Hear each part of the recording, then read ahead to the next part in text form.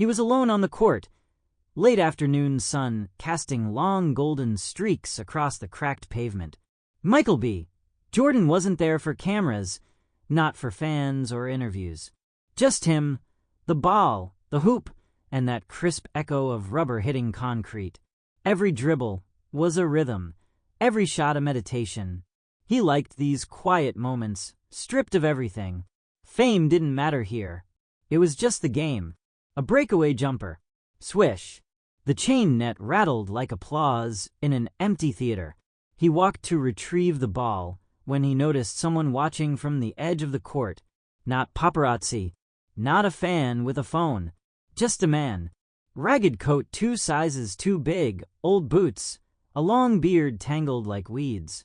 The man stepped closer. "Yo," he said, voice hoarse but steady. "Mind if I shoot a few with you?" Michael paused, not out of hesitation, just surprise. It wasn't often strangers asked to play, especially not someone who looked like life had dragged him through storms. For a moment, silence stretched.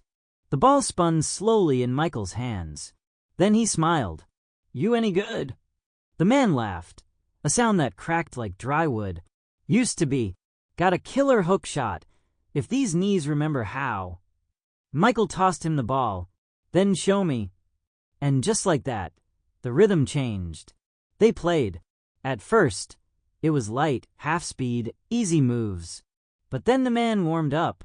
His movements were clumsy at first, but there was something beneath them, muscle memory, an instinct you don't lose. A quick crossover, a decent layup. Michael raised an eyebrow. "You played before." "Back in the day," the man puffed. "Before everything went sideways." Michael nodded, dribbling slowly, watching him. "What happened?" The man hesitated, just for a second, then said quietly, "Lost my job. Then the apartment. Then my brother. One thing after another. Ended up on the street. That was 5 years ago." The ball rolled to a stop between them. Michael stared at him. This was one of those moments. A turning point. You could walk past it. Let it fade. Or you could step into it. Something about the man's eyes. They weren't defeated. Just tired. Michael picked up the ball. "You hungry?" The man blinked. "I could eat." "There's a spot down the street," Michael said. "Good burgers. You in?" The man hesitated again, then nodded. "Yeah, I'm in." And as they walked off the court together, the sun dipping lower, there was something in the air. A tension, not bad, not ominous, just potential, like something important was about to unfold. A story worth hearing. You just had to stay long enough to see it.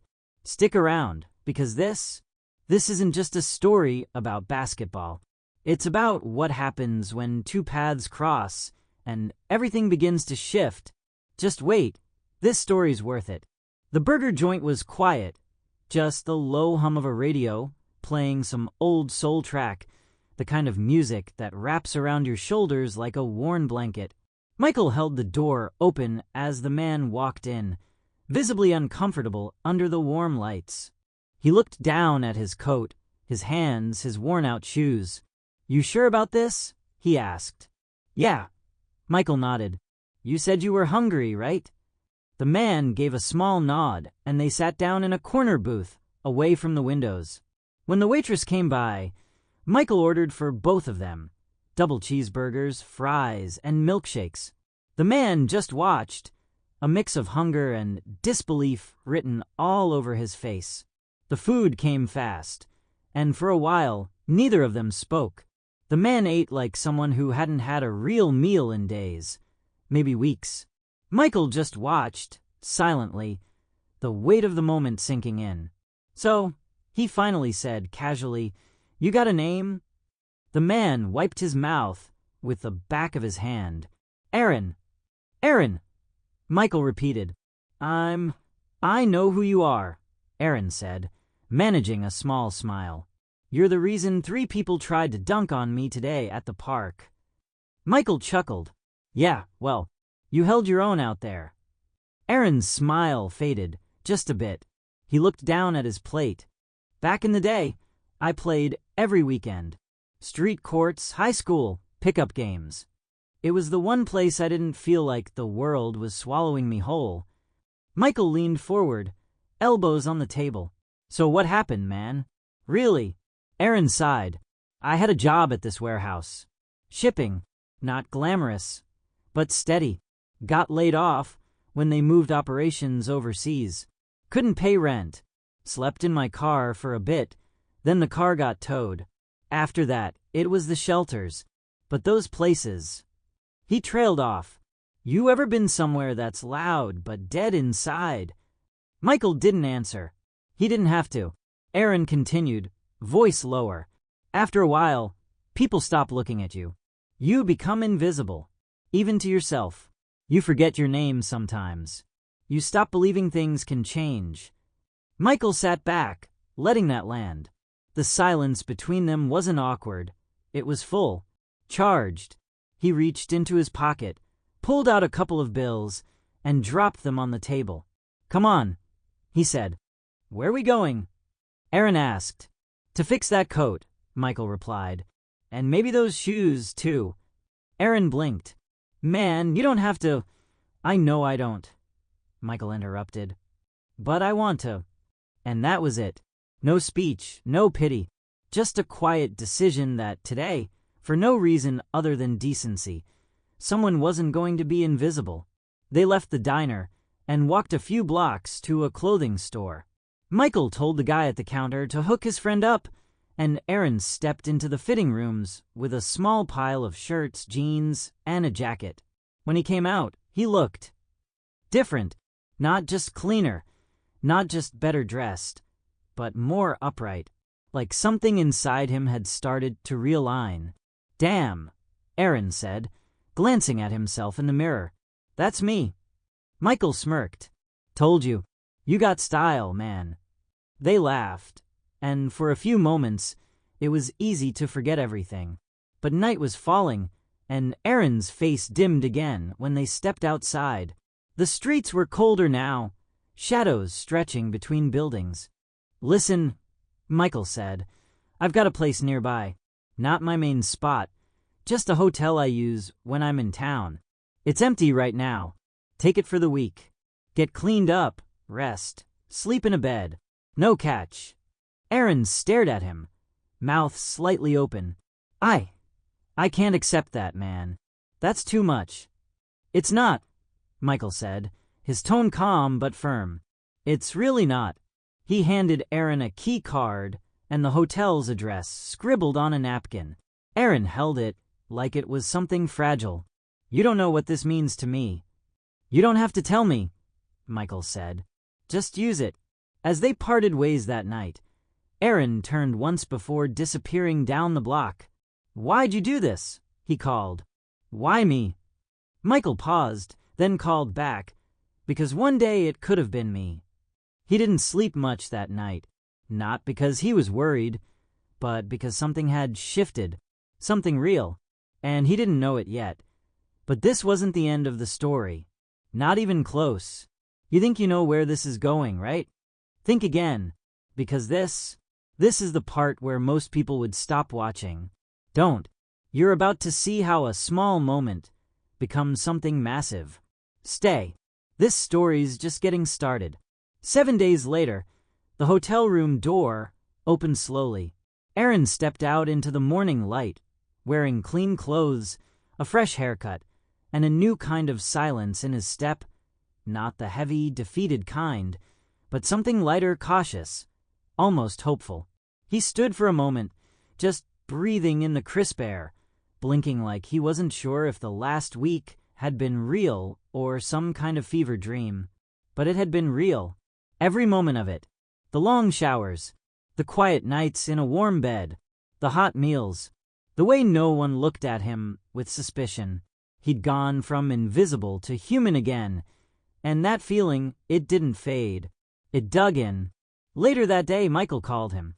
Just a simple, "Yo, you up?" Aaron laughed. Man, I've been up since dawn. First time I've slept that good in years. Michael's voice was casual. You still looking for a job? Aaron hesitated. I mean, yeah, of course. I just... Good, Michael said, because I talked to a buddy of mine who runs a chain of stores downtown. Says they're looking for night security. Nothing crazy. Just watch the place. Keep an eye on things.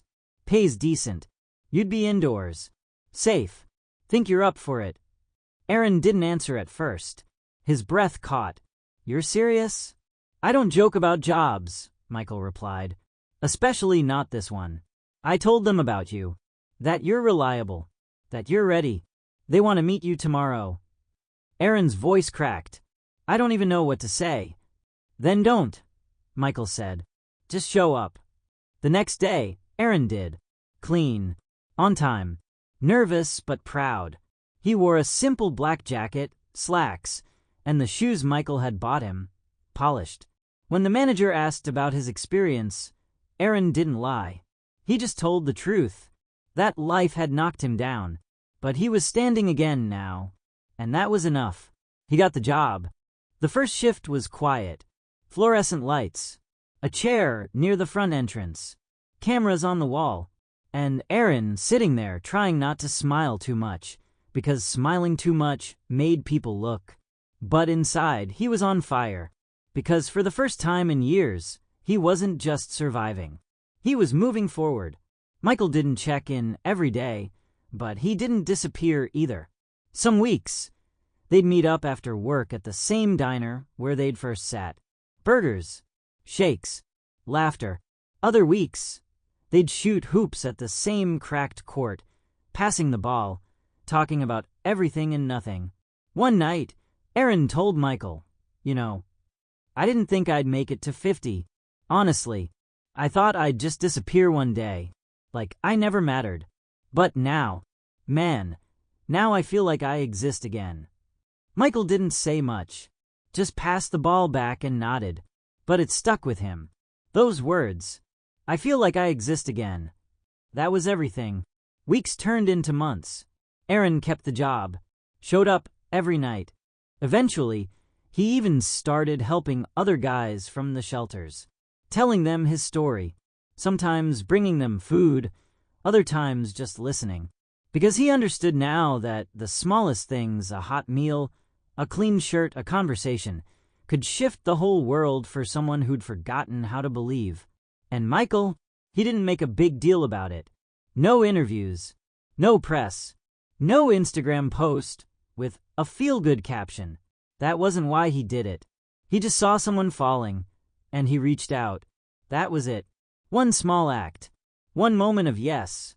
And now here they were, two men from different worlds, connected by a pickup game and a quiet decision that one man's worst day didn't have to be the last page of his story. One evening, after another game of hoops, they sat on the bleachers, breathing heavy. The sun was low, casting long shadows. Aaron turned to Michael and said, "You saved my life, man." Michael looked at him and shook his head. "Nah, you saved it. I just reminded you it was still yours." Aaron smiled, eyes wet. If someone had told me a year ago I'd be here, working, eating regular, playing ball with you, I'd have laughed in their face. Michael grinned. Good thing no one told you then. And they laughed. Loud. Free. The kind of laughter that only comes after the storm, when you realize you've made it through. And they kept meeting. Same diner. Same court. Sometimes quiet. Sometimes not. But always real.